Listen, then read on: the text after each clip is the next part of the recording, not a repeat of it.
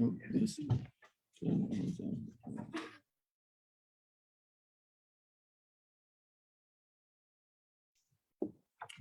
We'll come back to the malacha of opening up boxes and cans and paper, bags and all that. We'll come back to that in the malacha of bone, which is building. So we're now on on page 241, trapping. We come to the next series of malachas, and that is they used for the Mishkan. They used the skin of a tachash, a special animal. It was a one-horned kosher animal that was a one-time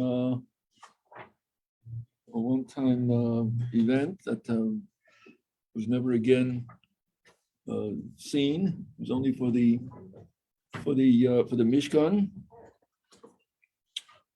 and so you had the trapping. And then you had the shechting, and then you had to make the covering for the Mishkan, which was like a leather covering. So therefore, all of the process that was made into making from a skin into leather, and then it had to be marked, and then it had to be cut. So these all are the series that has to do with the covering of the Mishkan, which was with the tachash. And also you had the covering of the ram skins, which was a covering on top of the Mishkan. So now we have trapping. So in order to be a Torah prohibition, it has to be something that is being trapped for a purpose. Not to avoid something, but rather for its use. So number one, it is for its use, to catch an animal, and also it's something that's typically trapped by people by hand or net. So it's something that's a living thing that's usually trapped. Then also it is in a closed confined area where the animal no longer has freedom of movement, and that would be either a trap or confining it in a cage. So this would be the Torah prohibition. So we have, and also it is a type of animal or creature that would be able to escape to be free on its own. So this is trapping. The Rabbanan say that even if it's not for these purposes, the fact that you're trapping something, that itself is also a malacha. So this is on page 242. Trapping an animal that you do not have to catch because it is lame, it is sick, so it cannot move on its own, so it is already trapped, but the Rabbanan say you're not allowed to do that. Trapping animals or living things that people do not trap for a purpose, for use, but rather to avoid their inconvenience, so flies, mosquitoes. So trapping them is not a Torah prohibition because you're not making use of it, but rather avoiding their nuisance. Yes. I've heard that animals that are really slow, such as turtles, you're allowed to trap them because they're not fast enough to be considered. So that would be only that are naturally cannot move at all. I guess it would be like, so if you, let's say you see a snail, you see a worm, you see a turtle, so then you would trap them in not with a special trap, but you could put a cup over them and not have them annoy you when you're bothered by their presence. So that would be true. So it's true as as your statement. That would be correct. So that would not even be rabbinically forbidden. But but let's say you have a deer that is lame. So that's normally something that could move on its own. In that case, the Rabbanan said you're not allowed to, because if you were to trap a lame deer, then you might come to, and that would be permitted, you might come to trap a deer that is free. So since that species, that type is something that is normally yes trapped, something that is normally free, so then the Rabbanan say you're not allowed to. But something to begin with, the example that we would give would be a snail or a turtle or a worm. So those things are never fast, they never need trapping, and those you are allowed to stop from being in your, where it's annoying to you, you would come over it and instead. So then we have number 3 on page 242 is catching animals in the area where it's still necessary to catch them again, a large yard. So if you have an animal in a corral, so the fact that they are in a corral, they're not under your control. So then you would have to do further activities in order to confine them. In that case, it would be rabbinic because it's not trapped under your control. It's not in a net. It's not in a small pen. That would be a Torah prohibition. But the Rabbanan say the fact that it is now limited in its freedom, it's in a corral, but you still have to do another activity in order to confine it. So that would be rabbinically forbidden. Then you have another rabbinic prohibition would be if you have semi-domesticated animals. Over here it's called domesticated animals, but they're not really domesticated because they come back at night on their own, but during the day they roam. So they're not under your control. You would call them, they would not come. So in that case, it's semi-domesticated, and to trap them, that would be also rabbinic because they're not under your control. You still have to do an action in order to bring them under your control. So that would be rabbinic. And then you have sending a dog to catch animals without helping the dog. So if you are sending out a dog to trap an animal and you are instrumental in having the animal captured, so then it's a Torah prohibition. And then if you're just sending the dog out to trap the animal and confines it and stops it, so then that would be rabbinical. So what's the Torah outlook to hunting? Hunting for sport is not a Torah, action. That's not something that the Torah would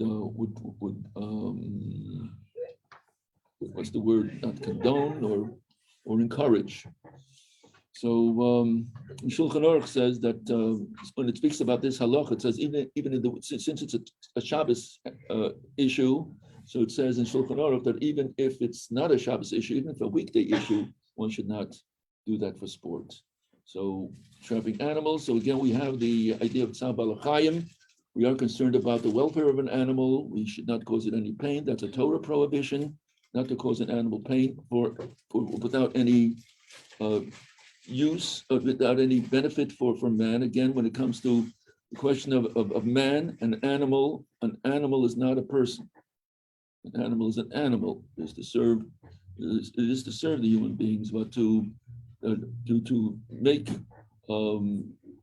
useless taking away a life of an animal, that is again not permitted.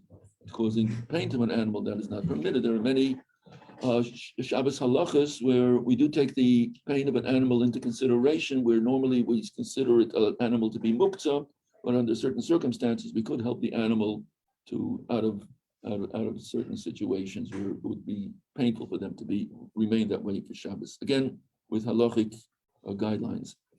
So catching an animal on Shabbos, that would be with a person participating is a Torah prohibition. Without the person participating is a rabbinic prohibition.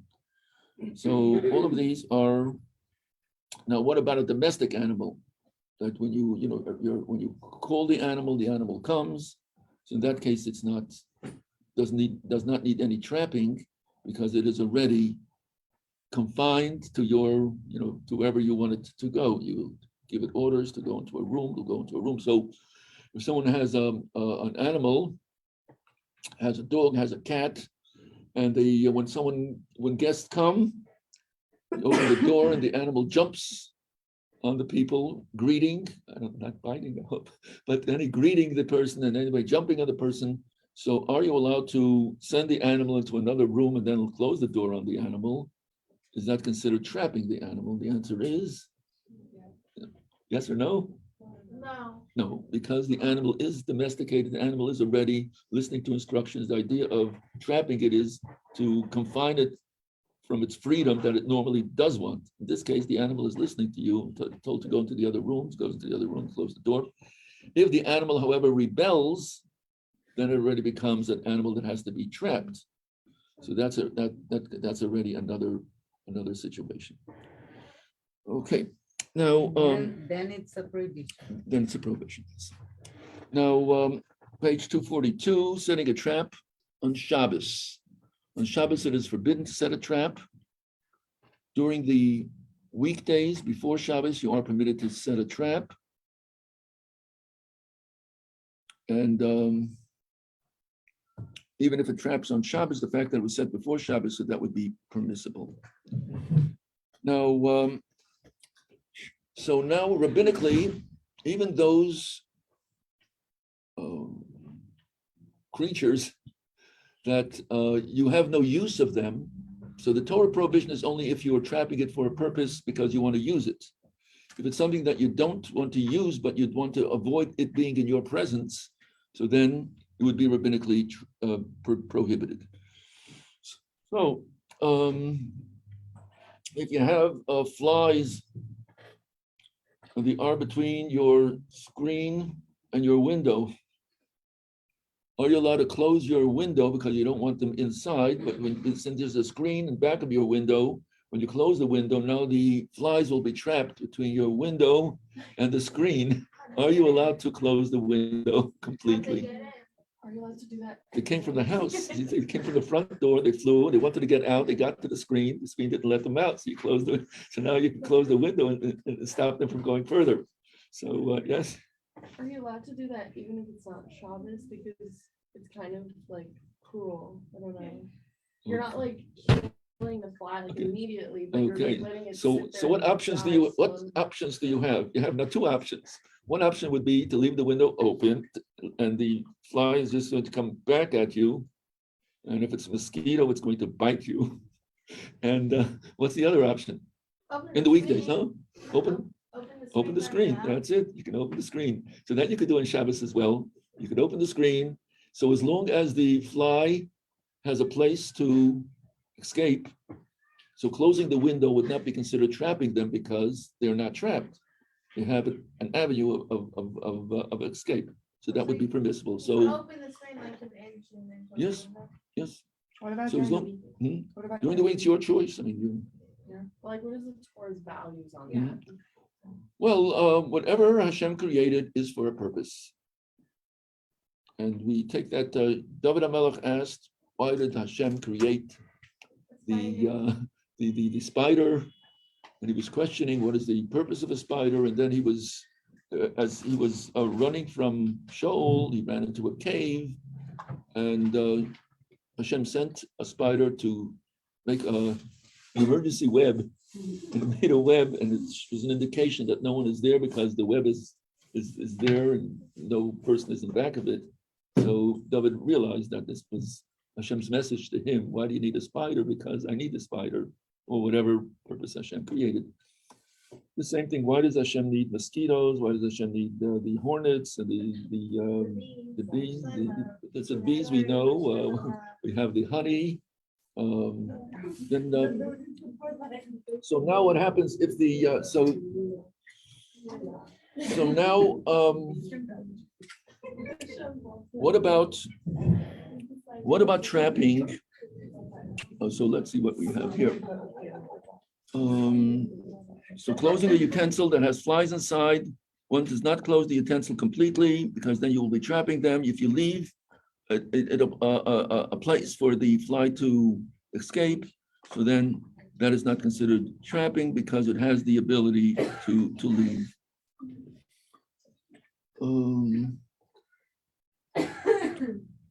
A bird in the house. Did anyone ever get a bird in the house or a squirrel inside? There was no screen yet.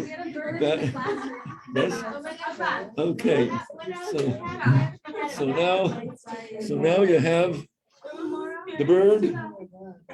The bird is now in the room and it's flying around. It's a wild bird that came in, or you have a squirrel that came into the room. So you have now two choices. First thing you would do is you would close the door and have the bird and the squirrel, whatever it is, still free inside the room. Are you allowed to do that on Shabbos? Yeah. Yeah. So it's not this. It's something that came in from the wild bird. A squirrel came in, bat came in. So all of these would be closing the door on them would be trapping them. So if it is, sure, open the window and let them go. That's the answer what they should do. But so now we have two situations. We want to close the door because we don't want them in any other room. We at least want to contain them here. So if one closes the door, so since it's in a room, it's still free. If you really want to corner it, you would have to do a lot of different actions to corner it. So closing the door would be a rabbinic prohibition because it's still free to roam around in the room. If it goes into a closet and you close the door in the closet, then you really confined it. That would be a Torah prohibition. So closing the door in the room would be a rabbinic. Closing the door in the closet where they're actually trapped, that would be a Torah prohibition. So the choice that you have would be open the window, and then close the door. In the closet, you have no choice. You have to let them open the window, open the closet, close the door, and then let them run out. You wouldn't want to leave them in the closet either way with your clothes and shoes. Well, and stuff. okay, so that's your choice. Okay, now taking a fish from its chasing it from one place to the other. So since you're confining the fish from the sea to a pool, that would be a rabbinic. If it still has a way to get back to the sea, then it is permissible. Now, this is all good and fine, but what happens now if it's after us?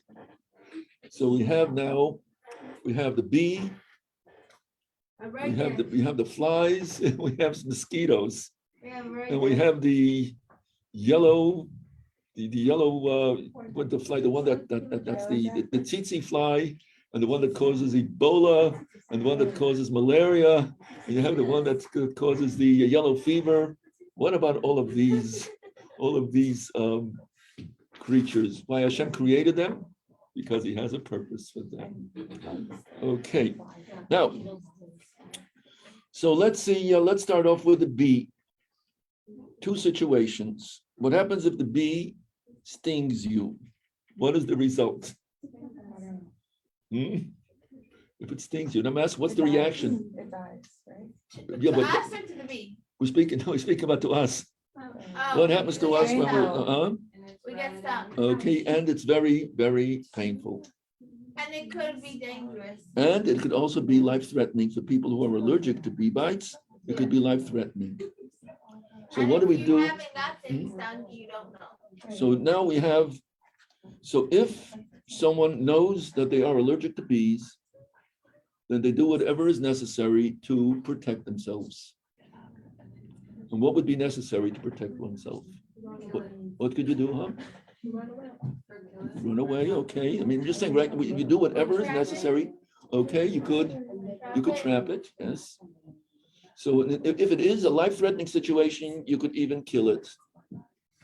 If it is a life-threatening situation, you could even kill it. That is, if you know that the person is allergic and it could be very, very, life-threatening situation. If it is, if it's not a life-threatening situation, but it is very painful, so then you could trap it. But we would not use a special bee trap, but you could put a cup over it or anything else to confine it and not have it after you. And that would be usually in the sukkah. In early years, the sukkah used to be filled with bees, and people would try to cover the honey and cover the wine and all these things so the bees will not be attracted. They say they're attracted to gefilte fish. They actually recommend that when they have the bee traps. They say to put gefilte fish on the bottom of the bee trap and hang that in your sukkah. That was before sukkahs, but for some reason, okay, that attracts them. But anyway, on Shabbos itself, you are permitted, since if someone does get a bee bite, did anyone have that experience, being bit by a bee? Okay, Yeah, twice. yes, okay, so it is quite painful, and so you are permitted to put a cup over it or any other thing to contain it so it will not be harmful to you. Same would also be with the harmful, dangerous mosquitoes that you are concerned that they might be carrying a disease that would be very, very serious, or the malaria, or the Ebola, or the yellow fever. In that case, you are permitted to do whatever you would do in the weekdays when you're faced in such a situation. You are permitted to do the same on Shabbos as well. Then we have those that are not dangerous and those that are not as painful as a bee bite, but it is still painful, and that would be a mosquito. So mosquito is not the same as a bee bite, it is a mosquito bite, and therefore here the rules are different.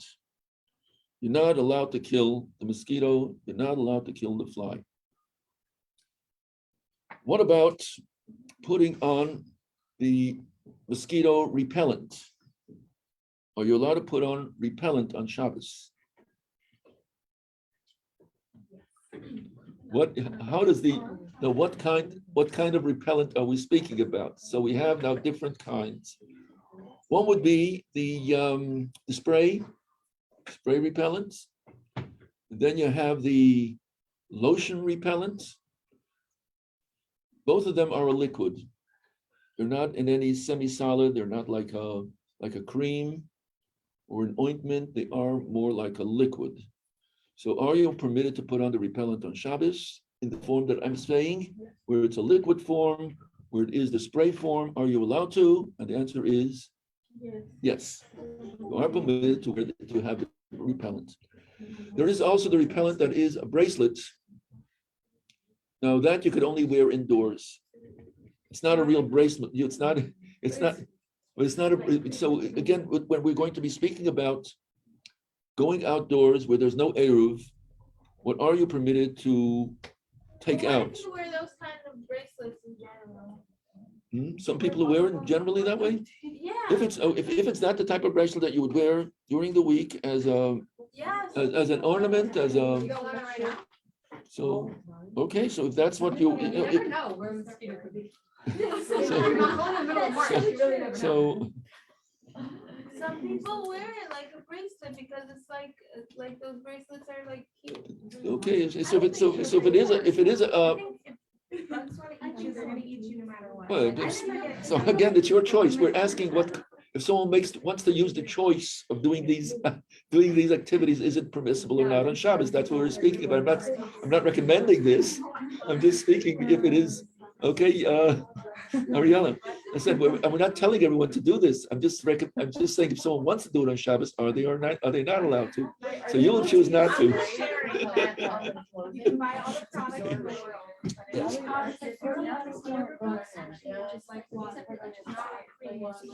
Yes.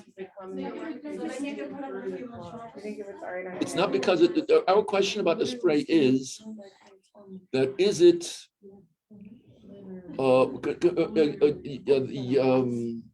dispersing the liquid into the air, is that an issue? That's what the issue would be with the spray. But right now when we're speaking about the spray, the mosquito repellent, that is its purpose as a repellent. Are you allowed to spray the room? So to perfume the room, not, but if to take away an odor, yes. So it matters what your intention is. When you're putting on the mosquito repellent, I don't think you're using it as a perfume. I think not. So in that case, it is a repellent, and that's its purpose, and that's everything else is incidental. Yes, I read something about not putting food on clothes. on Shabbos. On the weekdays, you may do as you wish. Yeah, but I'm saying on Shabbos. Okay, we'll come to that. So you On Shabbos, we spray. can't. We can't spray on Shabbos. On I have a clothes, question. yes. How Let- is it Let's not get into perfume now. Let's stay with the repellent. Yes, your question. how is it possible that we can use lotion repellent if we're not supposed to spread lotion? I said not. I said not lotion. Oh, That was- okay. That was my was not lotion. I said it was a liquid. Got it. Okay. Okay. Thank you for the to clarify this. Yes. Also to clarify, when we spray the repellent, it can't be absorbed on the clothing. You can't spray it on the clothing. Not on the clothing, no. Just making it wet, no. Also, you cannot, if it is such that is going to kill the mosquitoes, you cannot spray on the mosquitoes to kill them. You're not allowed to kill the mosquitoes on Shabbos. It's not the same as if it's a mosquito that is not a disease carrier, or you do not suspect it being a disease carrier.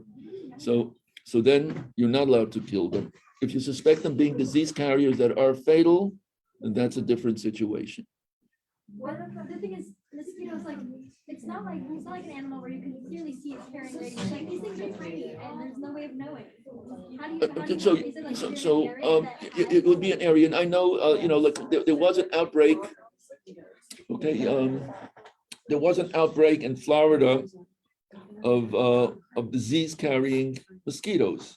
Everyone living in that area should take the precaution. But if it's right now, I didn't hear of anyone really being, infected by the mosquitoes here in New York. So then they have their criteria. So it would only be in an area that is known to have mosquitoes that are disease carriers. The same place where you have the swamps where there are the malaria or the yellow fever. These places could do everything on Shabbos to protect themselves.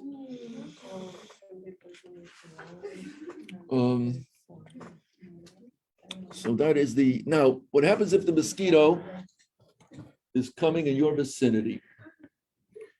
So what do we do on Shabbos? So you shush them away. Blow on it, and I'll go away. Whatever so I'm saying, so you could shush them away. What happens if they landed on you? What shush them? You shoo them away. So that you're allowed to do, no issue with that. If they are on your clothes, so you shake your garment so they get away. What happens if they're on your body? So now you could flick it, yes. And if they're, Can if I you- go like that? no. But not, you could do that, you could do that, but not over the mosquito. Not over the. Not over the mosquito, you can't kill it. Oh, not over the, only if it is, again, if it's someone who is allergic to and might become very fatally ill, then you could, What if you don't know if you're allergic? we assume most people are not allergic. I mean, that's, True. But like my mom's definitely allergic to bees, oh, so, but I've then- never been stung by a bee. oh, I don't know. so maybe with your mom being, allergic to bees, I would take more precaution, since it is in the family. Yeah, I have I would- a friend I very allergic. would be, A bee bites her finger in the did you Yeah. Mhm, toe, mhm. and she got immediately, Oh, that's crazy. and I took her very quick. Okay, so they have the injection, We were walking and they have the injection for that. Okay, I saw it. no, The transformation. Super crazy. no, what's with your, opening a cage? So letting an animal free is not a malach in any way. So if there's an animal that's in a trap, in a cage, and you want to let it free, that is not a Shabbos issue. It's only trapping them that is the issue, but untrapping them is not an issue. Where would that apply? So now you have, let's say you have a bird cage, where the bird, once it gets out, you'll have to chase it all over the room to get it back into the cage. It does not want to be in the cage. So it's a parakeet that it's not really listening to you when you say, go into the cage, it doesn't listen.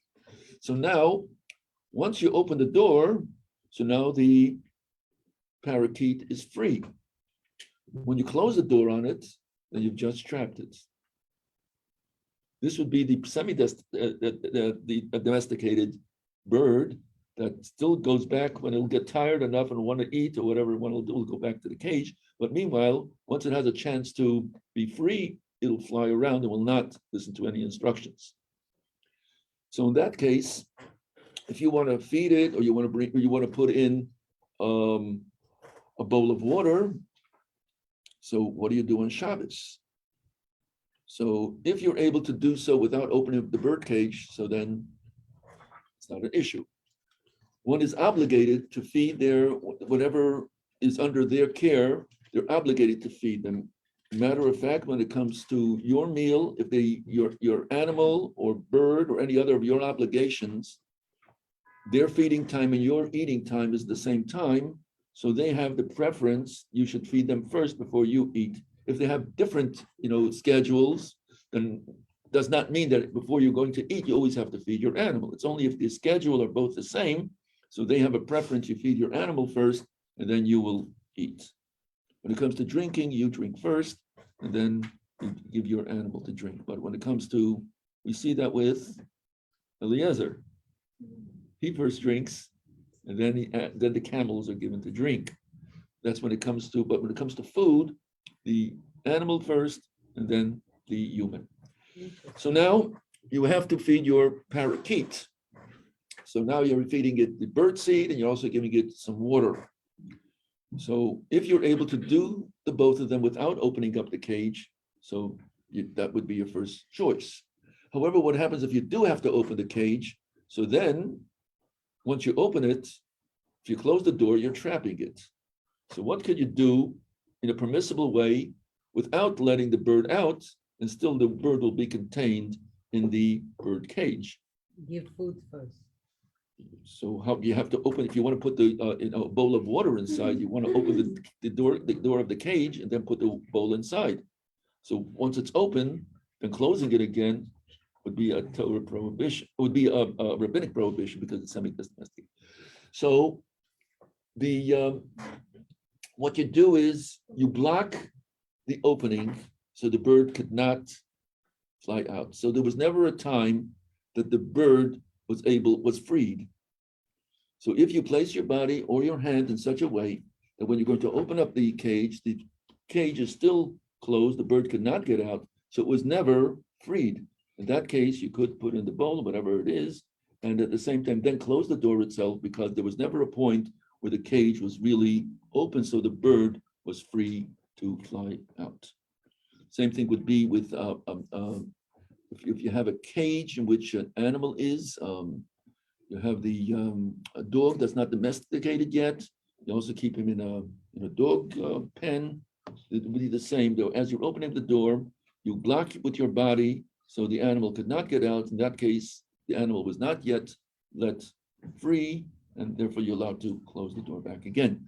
If it is in a farm where the cows, they know their place, they walk into their place, they walk into the barn, they go out of the barn, they're never really trapped. You don't have to trap them. In that case, you open the door, they don't run away. The same thing is also with your dog, your cat. You open the door, they're still there. You call them, they come out, they go in. So they're really like in control, where they're really not. You're not trying to trap them. You're just directing them where they want to be. And so, does anyone have any pets, or what are the pets you have? Dogs, okay, and dogs, okay, and you have. What do you have? A giraffe? So, I have a dog. okay, so again, when it comes to Shabbos, if the place has an eruv, then you could walk your dog. If you walk him on a leash, so with an eruv, there's no issue. If it's a place that does not have an eruv, then there is an issue how you're going to walk your dog on Shabbos. So that which is on the dog, the leash, the collar of the dog has to be that which is the minimum, and not more than what is needed. the animal could not do any work on Shabbos as well. Your animal could not work on Shabbos. Therefore, carrying something that is not needed for the dog is not permitted on Shabbos. So therefore, if you have a collar, so then it would be a dog collar that is what is normally used without having some contraption that you're going to put on. What about the dog that wears sunglasses? There's a dog in Crown Heights that walks around with sunglasses and has this outfit that the owner also has the special outfit that he has a matching outfit for his dog. And it's very colorful and it's very elaborate. So is that, I guess he's not Jewish, so if he would be Jewish, he'd have to ask his halachic authority, could the dog wear this on Shabbos? I have a question. So we're speaking about something that's a harness, which is more than what the dog really needs. So one would have to ask their halachic authority if the dog could go out with a harness on Shabbos. What if the dog somehow had Shabbos belt? Has? For like the tags on the Yo. dog, Shabbos belt contraption. Just hypothetically. A Shabbos? Shabbos belt. A Shabbos belt. But like. Oh, for their, the question would be, is it necessary, is it needed for, is it something that's needed for the dog? The same as we speak about a belt, every garment is entitled to a belt. So therefore you can have a Shabbos belt with your keys on a garment that's not going to be duplicated by two belts. In other words, you wouldn't put it on your skirt that has a belt, because the skirt has a red belt. But your jacket could get a Shabbos belt. Same thing would be if the collar itself, it's a Shabbos collar. So harnesses aren't necessarily like not allowed. One would have to ask a halachic authority. You see, you have the icing dogs that do wear a harness because the one who is whom the dog is leading actually holds on to the harness that's leads him. The collar, he actually has to have a closer contact with the animal. If they're So wearing a I have harness, a question. yeah, the two things cannot be done. If anyone does have these situations, one would have to clarify with the halachic authority what would be the Shabbos mode for the dog. Also, when one would have to have a retractable leash because the leash cannot be dragging on the ground. So the person is holding one end, the animal is holding the other end. So both of them are going out with the leash, but the leash has to be taut. It cannot be dragging on the floor because then once it goes on the floor, then it's being placed on the floor. So it has to be suspended in the air, and both of them have to be carrying it the whole time. Can I ask a question? Can you hear me? Yes. My question is, if we're not supposed to have our animals do work or anyone around us do work, then why is it that we're allowed to have a Shabbos goy turn on and off lights, for instance? Who says you are? You made a statement. You have to back up with it. Is it true or not? So halachically, whatever you could do, you could tell a non-Jewish person to do. Whatever you cannot do, you cannot tell a non-Jewish person to do. If they do it for their own benefit, then they're doing it for themselves, not for you. So in that case, when you're speaking about someone opening up and closing the lights, so then if they're doing it exclusively for you and they have no benefit from it whatsoever, then it is forbidden. Gotcha. Okay. Okay, I hear that. With an exception is when it comes to the winter, where there's no steam and people will be constipated, then there's a different set of rules. Okay. Any questions? Okay. Let me have who we have. Let's see who we have.